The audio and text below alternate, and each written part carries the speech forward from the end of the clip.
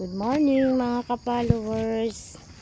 Nandito na naman po kami ngayon sa aming pinagdadamuhan. Ayun guys, yung kasama ko o yung hubby ko nakaupo na dun sa kalsada. Nagkakape yun guys. Andito ako ngayon guys. Ayan o. Ako yung tagalinis nung dinadamo nila. Ayun yung isang kato guys. Sa dulo yun.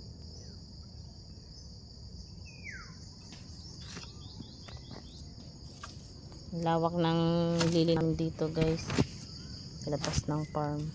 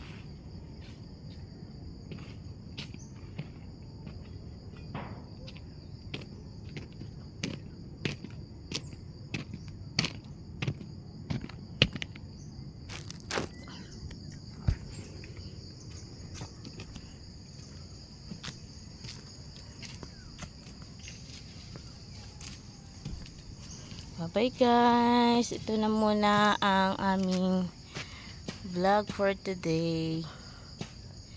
Work muna guys. Ayun yung isa kong kasama guys, so nakaupo na dun sa kalsada guys. Bye guys.